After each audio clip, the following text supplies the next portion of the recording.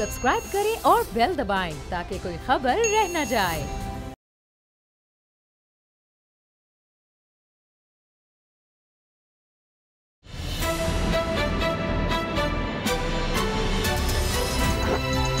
अब पता चला। बिस्मिल्लाहिर्रहमानिर्रहीम। प्रोग्राम अब पता चला स्पेशल के साथ मैं हूं असद खरल और मेरे साथ हैं बाबर डोगर। और आज पंजाब की इंतहाई अहम शख्सियत हमारे साथ चौधरी मोहम्मद सरवर साहब, गवर्नर पंजाब हमारे साथ हैं। मुल्क की जो मौजूदा सूरत हाल है उस हवाले से भी इनसे बात करेंगे और करतारपुर जो कॉरिडोर है उस हवाले से बड़ी इनकी एफ़र्ट्स हैं और उसी वजह से 9 नवंबर को वो ऑपरेशनल भी हो रहा है और कल उसका जिस तरह की खबरें आ रही है एग्रीमेंट हो रहा है।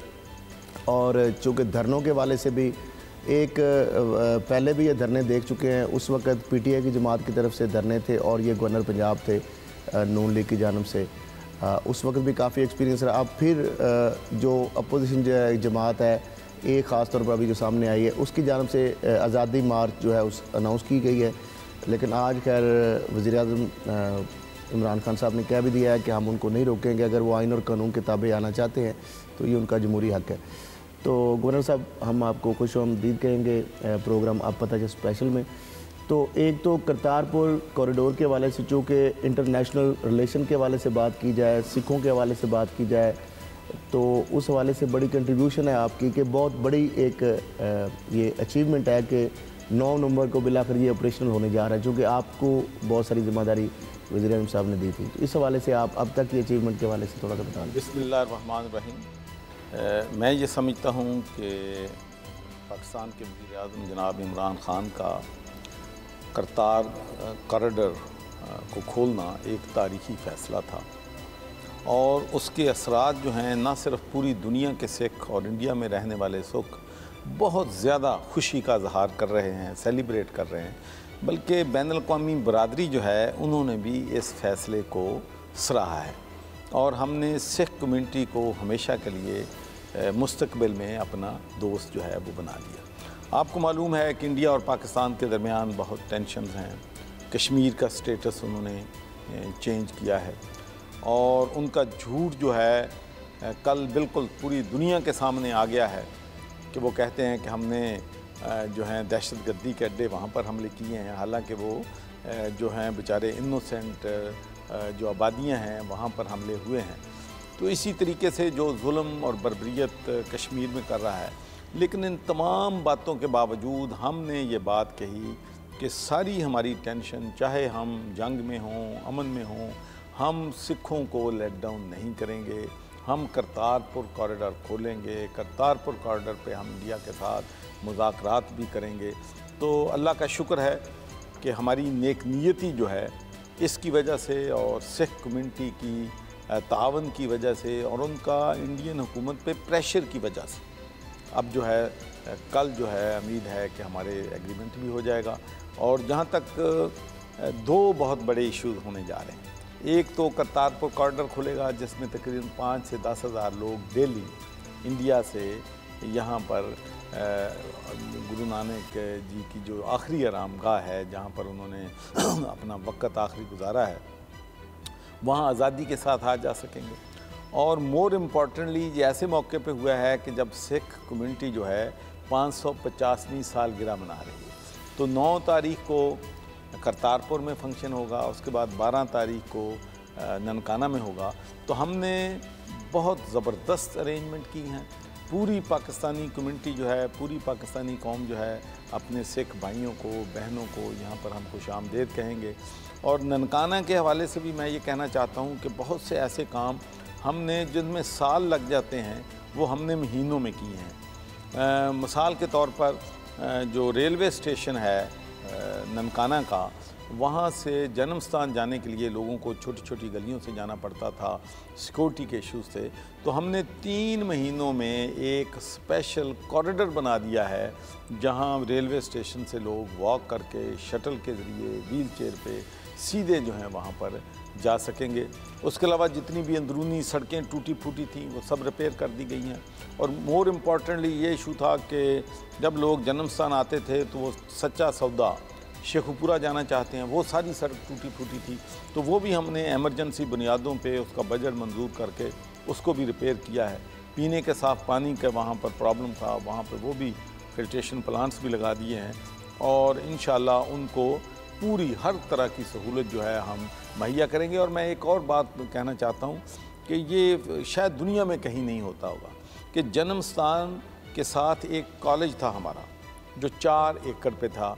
चूँकि जन्म स्थान में जगह की कमी है और फिर कॉरिडोर से जन्म स्थान जाने के लिए वो कॉलेज रास्ते में आता था, तो पहले हमारा ख्याल था कि वहाँ पर हम टनल बनाएं। तो लेकिन उसके बाद हमारी कमेटी जो है, committee facility on tourism and heritage, हमने फ़ैसला किया कि अगर ननकाना के लोग, हम उनको डिप्टी कमिश्नर के ज़िम्मे लगाया कि अगर ननकाना के लोगों को रज़ामंद कर लें कि उस कॉलेज को हम बाहर ननकाना से बाहर ले जाएं और वो जगह जो है वो भी सिखों की सहूलत के लिए इस्तेमाल कर दें, तो ये भी फ़ैसला हमने कर लिया है। और कम्युनिटी ने बड़ी फ़राख दिली के साथ जो है ननकाना के, उन्होंने इस फ़ैसले को वेलकम किया है। तो मैं समझता हूँ कि ये जो हमारी तरफ से एक मोहब्बत का पैगाम है सिखों के लिए, ये हमारा बांड जो है हमेशा के लिए मजबूत करें। अच्छा गवर्नर साहब, पाकिस्तान गवर्नमेंट तो बड़ा पॉजिटिव जेस्चर शो कर रही है करतारपुर के हवाले से। जिस तरह से आपने कहा कि रोड्स बन गई, पाकिस्तान की तरफ से तैयारी मुकम्मल है, हर चीज़ कंप्लीट है।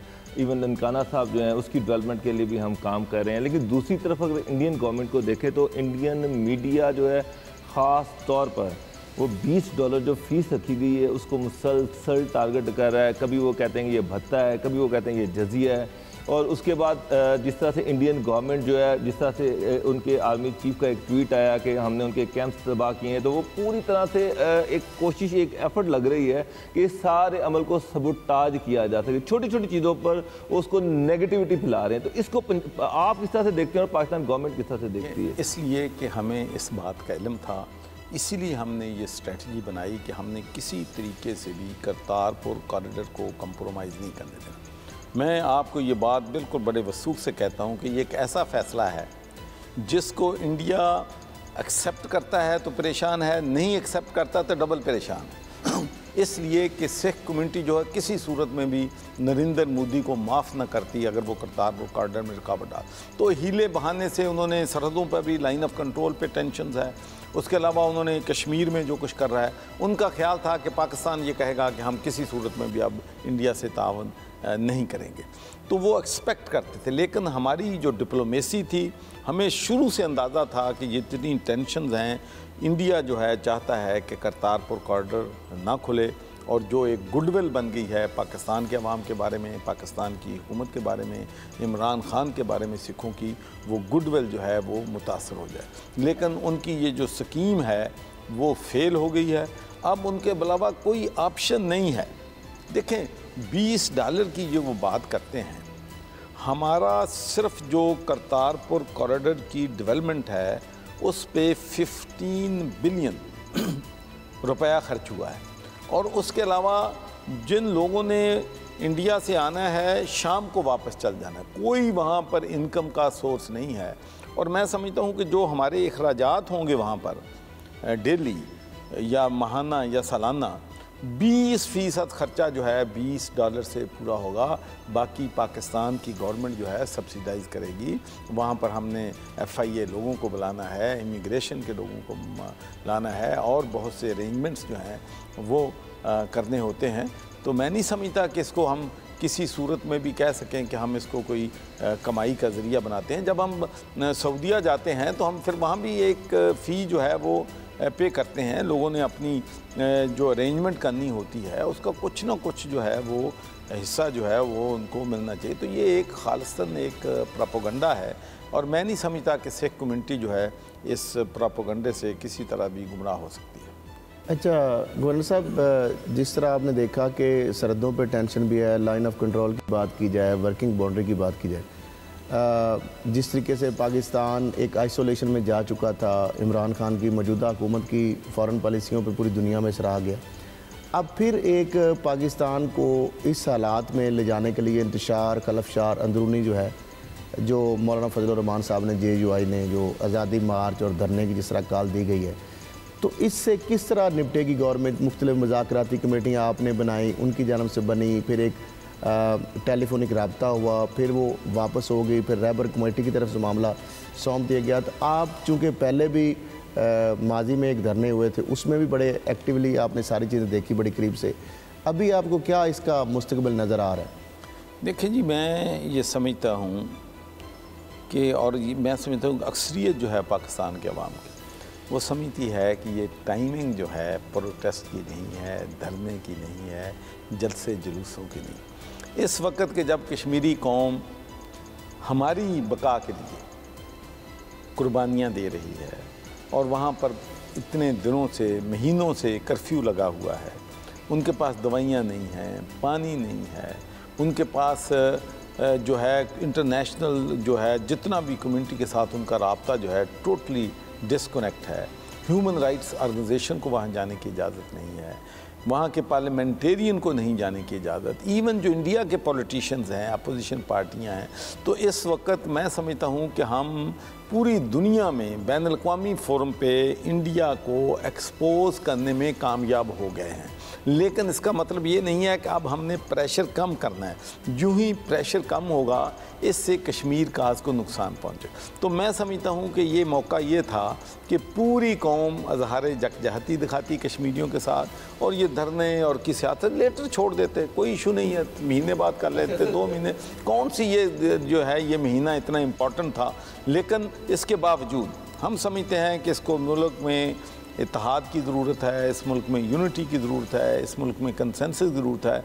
हमने फ़ैसला किया है कि हम मुज़ाकरात भी करेंगे। हमने ये भी फ़ैसला किया कि अगर रूल ऑफ लॉ के तहत है, धरना है या अपना वो जलसा है, अगर एक इजाज़त के तहत है, तो वो भी हम हुकूमत जो है देने के लिए तैयार है। मेरा नहीं ख्याल कि इससे ज़्यादा हमारी हुकूमत जो है कोई फ्लेक्सिबिलिटी जो है दिखा सकती है। अभी आपने कहा कि कश्मीर पे जो प्रेशर है वो हमने कंटिन्यू करना है। आपका क्या ख्याल है कि जो मौलाना ये जो धरना या आज़ादी मार्च की बात कर रहे हैं, इससे जो कश्मीर पर फोकस है उस पर असर पड़ा?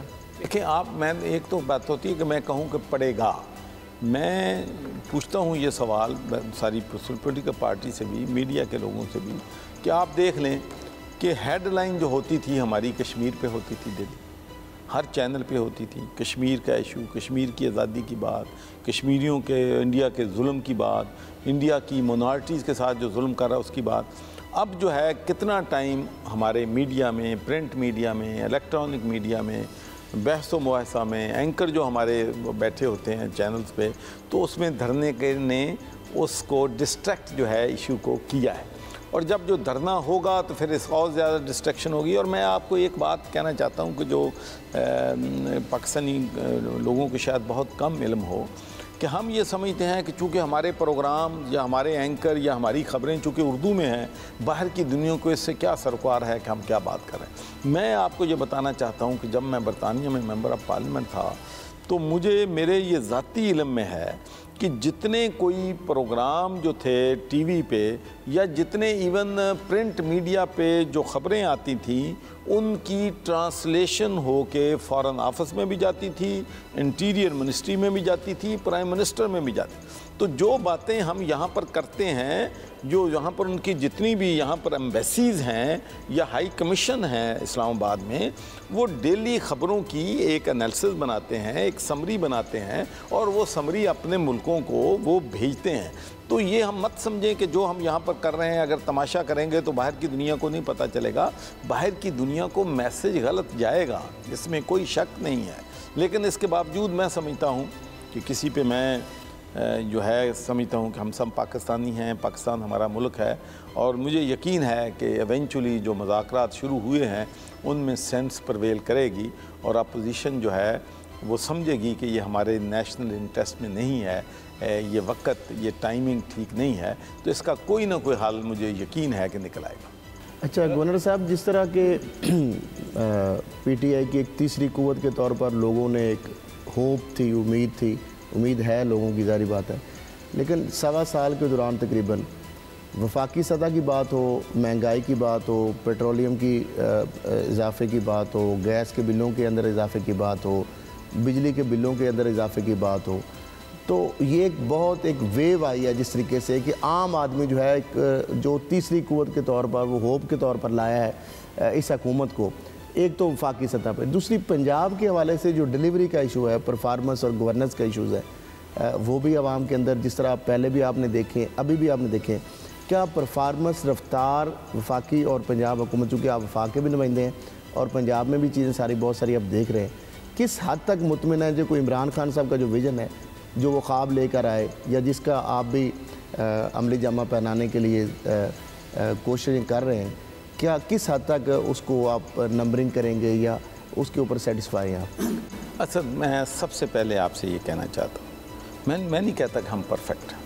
आई नो कि काउंटलेस प्रॉब्लम्स लोगों के हैं, बिजली के बिल हैं, गैस के बिल हैं, महंगाई है, और जेन्युइन लोग, मैं कभी नहीं सोचता कि अगर कोई हमें तनकीद इस बात पे कर रहा है कि महंगाई हो गई है तो वो they have turned against PTI या हमारी हुकूमत के ख़िलाफ़ हैं। एनालिसिस देना है, मीडिया के लोगों ने देना है, उन्होंने हक़ाइक़ को देख के देना। देखिए, सबसे बड़ा चैलेंज हमारा ये था कि पूरा मुल्क ये कह रहा था कि पाकिस्तान जो है डिफ़ॉल्ट कर जाएगा, लोन की किस्तें $10 बिलियन की किस्त नहीं दे सकते। तो मैं समझता हूँ कि ये एक बहुत बड़ी कामयाबी हुई कि पाकिस्तान जो है डिफ़ॉल्ट नहीं किया। उसके बाद ख्याल था कि पाकिस्तान ब्लैक लिस्ट हो जाएगा FATF की वजह से, वो भी एक्सटेंशन मिल गई है, और मुझे यकीन है कि जिस शिद्दत के साथ हमारी हुकूमत जो है उन इशू को डील कर रही है, इंशाअल्लाह हम ग्रे लिस्ट से भी निकलें। और सबसे बड़ा चैलेंज ये था कि हमारी एक्सपोर्ट $2 बिलियन थी और हमारी इंपोर्ट $5 बिलियन थी पर मंथ।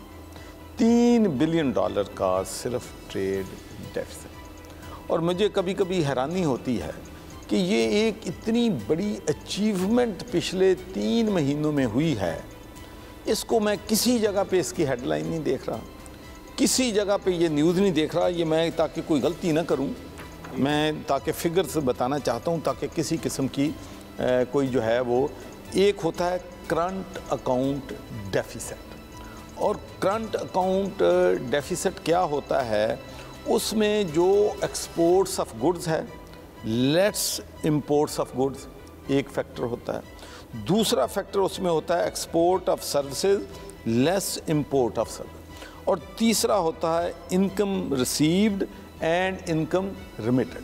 जो बाहर हमारी इंडस्ट्री है या कुछ लोग जो हैं पैसे वहाँ पर कमा रहे हैं वो यहाँ भेजते हैं, और यहाँ की जो इंडस्ट्री है पैसे बना के वहाँ भेजती है। तो इसको अगर नेट किया जाए तो इसको कहते हैं कि करंट अकाउंट डेफिसिट ये है, और उसमें जो रिमिटेंसेस आती हैं ओवरसीज़ पाकिस्तानी की वो भी शामिल होगी। तो आप ये सुन के हैरान होंगे कि मैं भी जब फिगर देखी हैं, पढ़ी हैं, तो मुझे यकीन नहीं हो रहा कि हाउ इज़ इट पॉसिबल कि ये अचीवमेंट हो सकती है। मैं आपको मिसाल देता हूँ कि हमारा export of goods less imports of goods का डेफिसिट $5 बिलियन है। उसके अलावा export of services less import of services का हमारा डेफिसिट $1.2 बिलियन है। फिर इनकम रिसीव्ड और इनकम रिमिटेड का डेफिसिट $1.48 बिलियन। ये जो टोटल डेफिसिट है हमारा 3 महीनों का, ये $7.68 बिलियन है, और हमारी रेमिटेंस जो हैं वो 6.13 बिलियन आई, और हमारा जो नेट 3 महीनों का डेफिसिट है वो टोटल रह गया है 1.55 बिलियन। और अगर हम अल्लाह के फजल करम से सिर्फ $500 मिलियन हर महीने की एक्सपोर्ट बढ़ा लें तो करंट अकाउंट डेफिसिट ज़ीरो हो जाता है। मैं समझता हूँ कि ये सबसे बड़ी की टू आवर प्रॉस्पेरिटी, की टू आवर सक्सेस ये था कि हम करंट अकाउंट डेफिसिट जो है इसको ज़ीरो पे लेके आए। और आप अंदाज़ा कर लें कि अब हमारा 1.55 बिलियन है, पिछले इसी क्वार्टर में था 4.29 बिलियन, तो 2.74 बिलियन की हमें सेविंग हुई। तो मैं समझता हूँ कि ये इतनी बड़ी अचीवमेंट है, लेकिन कहीं अखबारों में हेडलाइन नहीं है, कहीं इलेक्ट्रॉनिक मीडिया में नहीं है। भाई सबसे इस कौम का मसला ही सबसे ये था कि करंट अकाउंट डेफिसिट जो है वाज़े क्लियर, तो हम कर्जे लेके कर्जे दे रहे हैं, डॉलर कमज़ोर हो रहा है, लेकिन जब हमारा करंट अकाउंट जो है डेफिसिट ज़ीरो हो जाए। एक नंबर 2, मैं आपको ये भी बताना चाहता हूँ कि ये करंट अकाउंट डेफिसिट उन हालात में ठीक हुआ है जब इस मुल्क में बहुत सी अंडर इन्वाइसिंग भी थी। सही मायनों में हमारी इंपोर्ट बहुत ज़्यादा थी। अब हमने वो जो अंडर इन्वाइसिंग वाला इशू है उसकी भी कमर तोड़ दी है। और अगर हम एक और चीज़ करने में कामयाब हो गए, स्मगलिंग को रोक दिया हमने, जो हमारी लोकल इंडस्ट्री के लिए किलर है। एक बाड़ा होता था पूरे पाकिस्तान में आज से 30-40 साल पहले, अब हर शहर में, हर बाज़ार में, हर टाउन में बाड़ा बन गया है। यहाँ स्मगलिंग गुड्स जो है बिक रही हैं और सिगरेट्स इंक्लूडेड। तो अगर हम इसमें भी कामयाब हो गए तो हमारी देखें कि लोकल इंडस्ट्री जो है इसमें बूम आएगा, और फिर देखेंगे कि हमारी जब लोकल इंडस्ट्री प्रॉस्पर करेगी तो हमारी एक्सपोर्ट भी प्रॉस्पर करेगी, जॉब क्रिएशन भी होगी। तो कहना मैं ये चाहता हूँ कि जो हमारे चैलेंजेस हैं बिल्कुल हैं, लेकिन ये इतनी बड़ी अचीवमेंट है। लेकिन मैंने कभी एक जगह पे भी किसी मीडिया में किसी एंकर ने मैंने नहीं सुना कि भाई इन्होंने 3 महीनों में करंट अकाउंट डेफिसिट जो है $4.5 बिलियन से ऑलमोस्ट 1.5 पे ले आए हैं। तो ये बहुत बड़ी अचीवमेंट है। अच्छा, उसके बाद मैं ये ना कहें कि आपके सवाल को मैं डॉज कर रहा हूँ, लेकिन असल इशू तो गवर्नर साहब ये है कि ये ट्रिकल डाउन इफेक्ट कब आएगा। आप ये कह रहे हैं कि जो डेफिसिट है वो कम हुआ है, लेकिन मसला ये है कि आम आदमी की ज़िंदगी पे उसका इम्पैक्ट कब आएगा। आम आदमी की ज़िंदगी के इम्पैक्ट उस वक्त आएगा जब इसके फ़वाइद जो हैं, देखें ना, सबसे पहला तो हमारा काम यह है कि करंट अकाउंट डेफिसिट को हम दुरुस्त करें ताकि हमें मज़ीद कर्ज़े ना लेने पड़ें, हमें बार बार IMF के पास ना जाना पड़े। और देखो ना, $6.5 बिलियन उनसे मिल रहा है, उन्होंने 3 सालों में देना है। तो हमारे ओवरसीज़ पाकिस्तानी $22 बिलियन भेजते हैं, तो उनकी ज़मीनों घरों पे हम कब्ज़े कर लेते हैं। वो $4 बिलियन, $6 बिलियन, $2 बिलियन साल का दे के हमसे कहते हैं ये भी लिख दो, ये भी लिख दो, ये भी गिरवी कर दो। तो हमें अपनी पॉलिसीज़ जो है उनको ठीक करना। और इस बारे में मैं आपसे कहना चाहता हूँ, ये भी एक another success story for Pakistan Tehreek Insaf. 40 साल से मैं देख रहा हूँ कि ओवरसीज़ पाकिस्तानी रो रहे हैं कि हम अपने मुल्क में इन्वेस्ट करना चाहते हैं, हम अपने मुल्क में घर बनाना चाहते हैं, हम उस मुल्क में बिज़नेस करना चाहते हैं, लेकिन जब हम वहाँ जाते हैं तो हमारे घरों पे कब्ज़ा कर लेते हैं, हमारी ज़मीनों कर लेते हैं, हमारा कोई पुरसान हाल नहीं। द फर्स्ट टाइम हमने रिवाइव किया है ओवरसीज़ पाकिस्तानी कमीशन को, और दुनिया में ये कहीं नहीं होता कि हाई कोर्ट के चीफ जस्टिस ने 3 जज अपॉइंट किए हैं हाई कोर्ट के, जिनसे कहा गया है कि ओवरसीज़ पाकिस्तानी का कोई भी केस जो है वो 6 महीने के अंदर अंदर हल किया जाए। और लोअर कोर्ट्स को डायरेक्टिव दिया है कि आप इनके फैसले 3 महीनों में करें। और हाई कोर्ट ने अपना एक सेल बनाया है कि ओवरसीज़ पाकिस्तानी डायरेक्ट उनसे, अगर उनके साथ ज़्यादती हो रही है तो वो उनसे हेल्प मांग सकते हैं। और फिर ये बरतानिया में गए हैं, हुकूमत Pakistan, overseas Pakistani commission, governor Punjab, judiciary, we are reaching out to the people. कहें आप इस मुल्क में इन्वेस्ट करें, कोई ज़रूरत नहीं करेगा आपकी ज़मीन पे कब्ज़ा करने की और आपको आपके जो है घरों पे कब्ज़ा करने की। इंशाल्लाह अब इंसाफ देंगे। लेकिन मैं ये कहना चाहता, अगर ये हमारा जो इंशाल्लाह मुझे 100% यकीन है कि ये कामयाब होगा कि 6 महीनों में, 1 साल के अंदर अंदर ओवरसीज़ पाकिस्तानियों के केसेस के फैसले होंगे। अगर ये हमारा एक्सपेरिमेंट कामयाब होता है तो फिर हम ये कहेंगे कि why not for our Punjabi people, why for not our Pakistan, के यहाँ भी 1 साल के अंदर उनके भी फैसले होने चाहिए। तो ये भी एक मैं समझता हूँ कि हमारा इनिशिएटिव है, जिसको आप प्लीज़ थोड़ा सा अप्रिशिएट कर लें। जी बिल्कुल गवर्नर साहब, ब्रेक का टाइम हो गया है, अप्रिसिएशन जब आती है तो ब्रेक का टाइम भी आ जाता है। लेकिन परफॉर्मेंस के हवाले से और गवर्नेंस के हवाले से जो हमारा सवाल है उसका जवाब जो है ना वो अभी बाकी है, वो हम लेंगे एक ब्रेक के बाद।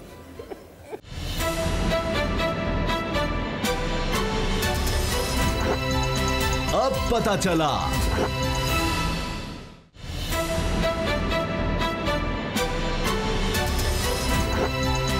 अब पता चला। जी वेलकम बैक। जी गवर्नर साहब, आप परफॉर्मेंस और गवर्नेंस के हवाले। चलो जब परफॉर्मेंस की तरफ आ जाते हैं, एज ए गवर्नर सबसे बड़ा मेरा टास्क यूनिवर्सिटीज़ हैं, एजुकेशन है। और मेरा ख्याल है कि अगर हम अच्छी एजुकेशन बच्चों को देंगे, ये तो आप मानेंगे कि हमारी मुल्क का जो है फ्यूचर इस यंग जनरेशन ने बनाना है। तो उसके लिए मैं ये कहना चाहता हूँ कि सबसे बड़ा चैलेंज ये था कि क्या हम वाइस चांसलर्स को मेरिट की बुनियाद पर लगा सकें। 15 यूनिवर्सिटीज़ में एक्टिंग वाइस चांसलर काम कर रहे थे, ट्रेजरर टेम्परेरी लगे हुए थे, एड हॉक बेसिस पे लगे हुए थे, डीन एड हॉक बेसिस पे लगे हुए थे। कंट्रोलर एग्जामिनेशन जो थे वो एड हॉक बेसिस पे लगे हुए थे। पहला हमने ये फैसला किया नंबर 1 कि मेरिट प्रिवेल होगा। नॉर्मल ये होता था इन द पास्ट, कोई मुझे बता दे आज तक हमारी पाकिस्तान तहरीक इंसाफ की हुकूमत आने से पहले 3 लोग 5 लोगों के नाम सर्च कमेटी भेजती थी और चीफ मिनिस्टर साहब एजुकेशन जिसको चाहते थे उनमें से एक को अपॉइंट करते। पहला काम हमने ये किया कि हम नंबर 1 जो आएगा सर्च कमेटी की लिस्ट पे वही वाइस चांसलर बनेगा, नंबर 2, नंबर 3, नंबर 4, नंबर 5 नहीं बनेगा। और तमाम प्रेशर्स के बावजूद 20 चांसलर मैंने लगाए और मैं आपको ईमानदारी से दिल पे हाथ रख के कह सकता हूँ कि एक भी वाइस चांसलर सिफारिश पे है।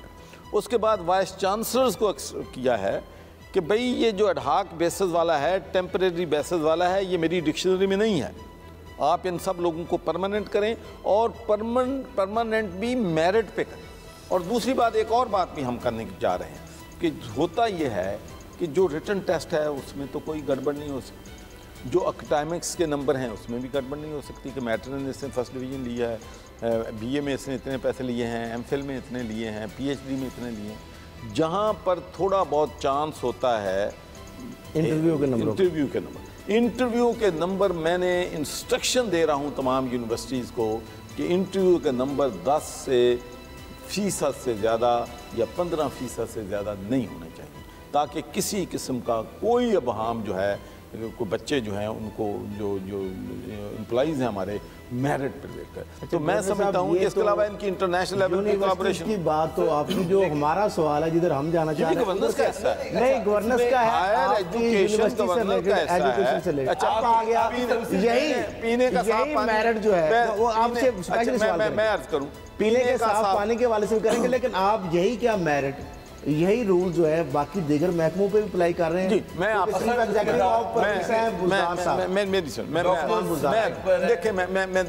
मैं अपनी विजन आपको बता सकता। मैं जब पिछली दफ़ा गवर्नर था 2 चीज़ें थीं जो मुझे पीटीएम ने की। 2 चीज़, एक ये थी कि उन्होंने अदारों को खैबर पख्तूनख्वा में इमरान खान ने डीपोलिटिसाइज कर दिया और मुझे अच्छी तरह इल्म है और परवेज़ खटक साहब ने मुझे ख़ुद बताई ये बात कि एक कोई उसका कांस्टेबल लेवल पे भी वो इंटरफियर नहीं कर सकता था, ना वो करता था। एक मेरा पैशन है और मैं यकीन से कहता हूँ कि इमरान खान का भी ये पैशन, इमरान खान की भी ये विजन है और इस पे हमारी सोच एक है कि जब तक हम अदारों को डीपोलिटिसाइज नहीं करेंगे और उनमें मेरिट नहीं लेके आएंगे, ट्रांसपेरेंसी नहीं लेके आएंगे, शफाफियत लेके नहीं आएंगे, मुल्क जो है गुड गवर्नेंस का हमारा ख्वाब पूरा नहीं हो सकता। तो उसके लिए हमें अब पुलिस रिफॉर्म्स हम लेके आ रहे हैं, वो एक कंप्लेंट कमीशन भी बना रहे हैं, लेकिन उसके लिए टाइम दरकार है, इसमें जो है वक्त लगेगा, लेकिन अल्टीमेट गोल हमारा यही है कि right person for the right job और उसके बाद उनको एम्पावर करो, फिर उन पे चेक एंड बैलेंस रखो। और फिर मैं अपने MN MPA से मैं ये कहता हूँ, मैं आपसे शेयर करता हूँ, मैं कहता हूँ भाई अगर आपका कोई भी ऑफिसर जो है, चाहे वो पुलिस ऑफिसर है, चाहे वो DMG का है, चाहे किसी डिपार्टमेंट का है, महकमा नहर से है, अगर वो बददियानत है, रिश्वत ले रहा है तो ज़रूर आएँ मेरे पास, चीफ सेक्रेटरी साहब के पास जाएँ, IG साहब के पास जाएँ और कंप्लेन करें कि भाई ये अफसर जो है ये ठीक नहीं है, इस अफसर को तब्दील कर दो। लेकिन ये ना उनसे कहें कि फ़लाँ को लगा, उनको कहें कि कोई ईमानदार अफसर हमारे लगा दो। लेकिन एक कल्चर जो 70 साल से बना आ रहा है, ओवरनाइट असर उसको तब्दील करना आसान नहीं है। यहाँ पे प्रेशर्स हैं, यहाँ पे बहुत बड़े इश्यूज़ होते हैं, तो ये जो प्रेशर जो है वो एक। दूसरा जो मैं जो वहाँ की पॉलिटिक्स का मैं की फ़र्क जो बताता हूँ मैं आपको कि मैं 13 साल मेंबर ऑफ पार्लियामेंट रहा, मैं 5 साल ग्लासगो सिटी काउंसिलर। मुझे नहीं याद कि एक भी केस मैंने कभी किसी पुलिस ऑफिसर से, कभी किसी प्लानिंग डिपार्टमेंट से या किसी से फ़ोन पे बात की। मेरे पास बंदे ने आना है मैंने उसको डॉक्यूमेंट करना है, मैंने लेटर लिखना है उनको, भाई मेरे पास मेरा कंस्टिट्यूएंट आया है, उसका ये इशू है, प्लीज़ इस बारे में मुझे बताएं कि इसको इंसाफ कैसे मिलेगा या इसका इशू का क्या है, मुझे अपडेट। यहाँ पर ये सिस्टम नहीं है। अगर यहाँ पर भी हमें एवेंचुअली अपने जो पार्लियामेंटेरियंस हैं उनको ये ट्रेनिंग देनी है कि आपके पास जो भी इशू है, क्योंकि फिर जब आप लिख के भेजते हैं आप ये नहीं कर सकते कि फ़लाँ डिप्टी कमिश्नर को फ़लाँ जगह लगा दो, फ़लाँ पटवारी की प्रमोशन कर दो, फ़लाँ, ये चीज़ें लिखा पढ़ी में नहीं आ सकती। तो अगर हम अपने कल जिस तरीके से हमने अपनी इकॉनमी को डॉक्यूमेंटेशन की तरफ लेके जा रहे हैं, इसी तरह ये जो हमारी सिफारिशें हैं इनको भी अगर हम डॉक्यूमेंटेशन की तरफ लेके जाएंगे तो यकीन माने कि 50% हमारी जो इश्यूज़ हैं वो रिज़ॉल्व हो जाएंगे। कोई नहीं बंदा लिख के दे सकता कि इसने बंदे ने चोरी की है इसको छोड़ दो, इसने कत्ल किया है इसको छोड़ दो। तो ये कुछ कल्चरल हमारे इश्यूज़ हैं जिनको तब्दील होने में कोई वक्त जो है वो दरकार हो। डॉक्टर साहब, गवर्नर साहब, ये डॉक्टर्स की जो स्ट्राइक है पूरे पाकिस्तान में पेशेंट बेचारे रुल गए हैं, इसकी तरफ मुझे तो गवर्नमेंट की तरफ से कोई बेहिसी नज़र आ रही है कि गवर्नमेंट ना आप उनसे मुज़ाकरात कर रहे हैं ना इस इशू को हल करने, मेरा ख्याल है रिजॉल्व नज़र आ रहा है। उनसे मुज़ाकरात खैबर पख्तूनख्वा में भी हो रहे हैं, उनसे मुज़ाकरात पंजाब में। मेरा अपना ख्याल है कि इसमें मिसअंडरस्टैंडिंग। देखिए पूरी दुनिया में हेल्थ का जो निज़ाम है वहाँ पर उन्होंने तमाम जो हॉस्पिटल्स हैं उनको ऑटोनॉमी दे दी है, उनको बजट दे दिया है, उनकी मैनेजमेंट जो है वो अलहदा कर दी है, क्योंकि पंजाब बहुत बड़ा सूबा है। इतने बड़े हस्पतालों को एक सेक्रेटरी स्पेशलाइज्ड हेल्थ जो है वो नहीं डील कर सकता, पॉसिबल ही नहीं है। तो हमें एम्पावर करना है इन हस्पतालों को, इनमें बोर्ड बनाने हैं और उस बोर्ड में टेक्निकल लोग भी आएँ, उस बोर्ड में बिज़नेस कम्युनिटी के लोग भी आएँ, ताकि वो उन लोगों को देखेंगे, उससे भी हालात जो हैं उनको बेहतर करेंगे। आप देख लें कि इंडस वाले यहाँ पर जो अस्पताल चला रहे हैं बड़े अच्छे चल रहे हैं। जिना अस्पताल का एक प्राइवेट बोर्ड बना है, वहाँ पर माशाल्लाह सिचुएशन जो है दूसरे अस्पतालों से बेहतर नज़र आ रही। तो डॉक्टर्स को एक जो डाउट है या वरी है कि शायद वो प्राइवेटाइज होने से उनका जो है सरकारी जो है वो उसका नहीं होगा, वो उनकी एक मेरा ख्याल सोच है जिसको हमें तब्दील करने की ज़रूरत है। अच्छा गवर्नर साहब, अभी रिसेंटली कोर कमेटी में भी इशू डिस्कस हुआ, आप भी उसमें मौजूद थे। शाह महमूद कुरैशी साहब से भी तफज़ात का इज़हार किया, जो हमारे पास खबरें आई हैं कि 3 जो डेवलपमेंट अथॉरिटीज़ हैं, GDA का Gujranwala development authority, Multan development authority और फैसलाबाद डेवलपमेंट अथॉरिटी के चेयरमैन जो हैं उनको तब्दील किया गया और शायद जो चीफ मिनिस्टर साहब की तरफ से ये एक दिया गया तासर कि इनको करप्शन की बुनियाद पर हटाया गया। तो वो उनकी क्या जो जब लगाया गया था उनकी क्रेडिबिलिटी या चीज़ें, या क्या आप वाकई करप्शन की बुनियाद पर या अपने बंदे एडजस्ट करने के लिए ये इकदाम उठाया? जी मैं अर्ज़ करूँ जी, मैं तो किसी बंदे को जब तक मैं मुतमिन ना हूँ मैं किसी को करप्ट नहीं कहता। इसलिए कि मैं कहता हूँ कि मैं आज आपसे एक बात कहने लगा हूँ और मैं बिल्कुल आपको ईमानदारी से कह रहा हूँ कि अगर मेरे पास 2 चॉइस हों, एक मेरे चॉइस हो कि मैं पैलेस में रहूँ, मेरे पास बड़ी बड़ी गाड़ियाँ हों और लोग मुझे कहें कि ये बददियानत है, और दूसरी तरफ मेरे पास चॉइस हो कि मैं एक किराए के मकान में हूँ, चाहे वहाँ पंखा भी ना हो लेकिन लोग मुझे ईमानदार कहें। मैं आपको कसम खा के कहता हूँ कि मैं I rather live in a rented house than to live in a palace and called dishonest person. 40 साल मैंने बैनुल-अक़वामी सियासत की है, जहाँ पर मैंने और ग्लासगो सिटी काउंसिल में 20 साल में जिसको चाहता था वो मेयर बनता था, जिसको चाहता था लीडर बनता था। स्याह सफ़ेद का मैं पूरे डिस्ट्रिक्ट का मालिक था, इतना मेरा अल्लाह की मदद से इन्फ्लुएंस था। वहाँ पर भी लोग प्लाट लेके होटल की मंजूरी ले लें तो 10 गुना प्राइस बढ़ जाती है। वहाँ पर भी लोग किसी और के नाम से चीज़ें कर लेते हैं, लेकिन अल्लाह के फजल करम से 40 साल की सियासत में उस मुल्क में रह के कोई मुझे 1 रुपए का कोई बेनिफिट पाकिस्तान से लिया हो। मेरे ताल्लुकात बैनुल-अक़वामी कम्युनिटी से थे, और जो आपको मालूम है कि जिनके ताल्लुकात मिडल ईस्ट में होते हैं कितने फ़ायदे वो ले सकते हैं। कर्नल कज़ाफ़ी साहब जो हैं, अल-मगराही का इशू था, मैंने उसको हेल्प किया था। मुझे उसने चार्टी के लिए, सर्वर फाउंडेशन के लिए उनका आया था रिप्रेजेंटेटिव, तो मुझे कहा कि वो कहते हैं कि वो उनकी कोई ऑर्गेनाइजेशन है, वो पता चला आप चार्टी, मैंने चार्टी के लिए भी पैसे नहीं लिए। मैं ये कहता हूँ, और मैंने प्राइम मिनिस्टर साहब से भी कहा है, शाह महमूद कुरैशी साहब ने भी कहा है, चीफ मिनिस्टर साहब से भी, अगर तो इनके ख़िलाफ़ चार्जेस हैं, इन्वेस्टिगेट करें, JIT बनाएं, और इन्वेस्ट हैं तो फिर इनके ख़िलाफ़ मुकदमे बनाएं। अगर नहीं है तो फिर किसी को टेंट नहीं करना चाहिए। बस मैं तो एक ही है, मैंने इतने मैसिव लेवल पे ट्रांसफ़र पोस्टिंग हो रही है और सारा जो इख्तियारात है वो CM ने अपने पास रखा है, क्या इससे कोई परफॉर्मेंस बेहतर होने का कोई इंडिकेटर है कि इतनी मैसिव रिशफल हो रही है और बहुत सारे मतलब हर इदारे के अंदर, पुलिस के अंदर, ब्यूरोक्रेसी? देखिए मैं अर्ज़ करूँ जी, ये चूँकि जो बंदा जिस हालात में होता है वो बेहतर समझता है। चूँकि मैं तो चीफ़ एग्जेक्टिव नहीं हूँ पंजाब का, और चीफ़ मिनिस्टर साहब बेहतर जानते हैं कि कहाँ पर कौन किसकी कारकर्दगी है, किसको कितनी देर वहाँ पर रखने हैं, ये फ़ैसले चीफ मिनिस्टर साहब के हैं। लेकिन मैं तो जो है आप देखेंगे कि इंशाल्लाह साल बाद 2 साल बाद जो चेंजेस हम लेके आ रहे हैं उनमें जो है एम्पावर करेंगे हम अदा। अच्छा सर जी, मुझे एक चीज़ बताएं, साफ़ पानी का इशू बहुत ही लोगों को अवेलेबल नहीं है, बहुत बुरे हालात हैं। आप अथॉरिटी शायद उसके आप हेड भी हैं, वो तो ये कब तक लोगों को साफ़ पानी मिलेगा? सर बीमारियों की जड़ जो है ना वो साफ़ पानी का नाम है। मेरे भाई, मुझे बड़ी खुशी हुई है कि आपने वो बात की है जो जब मैं 5 साल पहले 2013 में गवर्नर बना था तो उस वक्त मैंने ये बात की थी कि बीमारियों की जड़ पानी है। अब आप हेपेटाइटिस देख लें, आप कॉलरा देख लें, आप डायरिया देख लें, आप स्किन डिजीज़ देख लें, लिवर डिजीज़ देख लें, हस्पताल बड़े पड़े हैं गंदा पानी पे।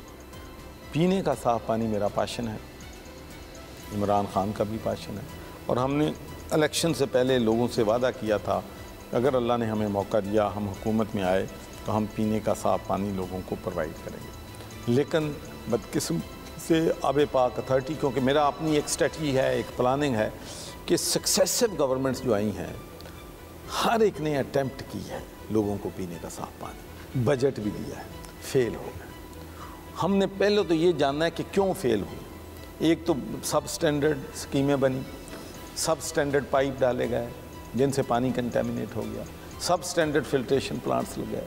अगर कहीं गलती से कोई सही लग भी गया तो फिर ऑपरेशन और मेंटेनेंस हुआ जिसकी वजह से बंद हो गए। 90% वाटर स्कीमें, 90% पानी प्लांट बंद पड़े हैं पंजाब, और लोग मर रहे हैं, लोग चीखें मार रहे हैं।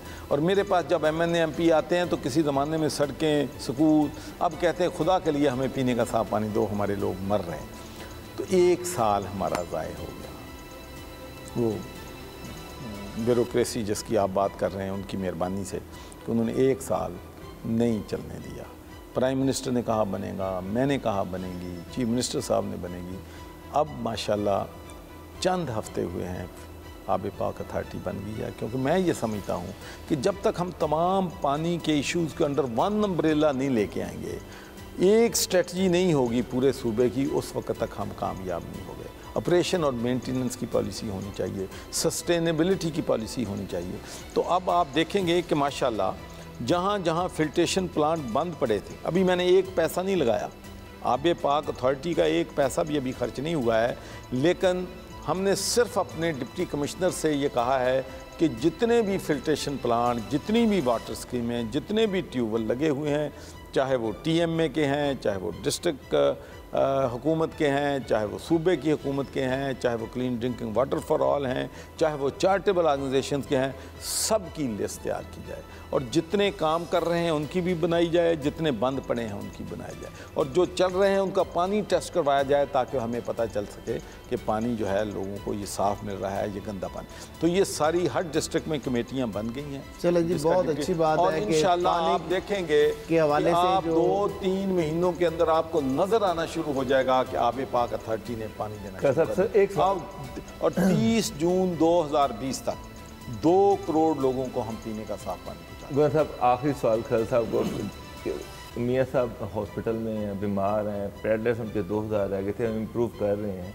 तो जब खान साहब गिरे थे जब, तो मियाँ साहब उनको विजिट करके आए थे, तो क्या गवर्नमेंट का कोई बंदा हाईएस्ट लेवल का कोई विजिट करेगा उनको? बिल्कुल, मैं समझता हूँ कि उनकी सेहत जो है, हम उनके लिए दुआगो हैं, और हम चाहते हैं और हमारी खुली ऑफ़र है कि पाकिस्तान में जिस अस्पताल में जहाँ भी उनका जो मेडिकल बोर्ड है तजवीज़ करे, उनके प्राइवेट डॉक्टर तजवीज़ करें, बेहतरीन इलाज जो है उनका करेंगे, क्योंकि ये जो सेहत है और बीमारी है अल्लाह के इख्तियार में है और हम जो हैं ये उनकी सेहतयाबी के लिए दुआ गो है। जी नाज़रीन, प्रोग्राम का वक्त चूँकि ख़त्म हो गया, हमारा दिल तो था गवर्नर साहब से और भी बातें करते हैं, लेकिन बहरहाल पानी के हवाले से उन्होंने कहा हम भी चाहते हैं कि पानी का मसला उनका एक ख्वाब है दरीना, और उम्मीद करते हैं कि उनके दौर में ये आवाम को पानी मिलेगा। इसी के साथ प्रोग्राम का इख्तिताम करते हैं। अल्लाह हाफ़िज़।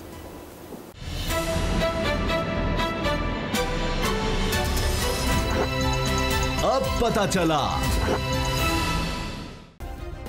सब्सक्राइब करें और बेल दबाएं ताकि कोई खबर रह न जाए।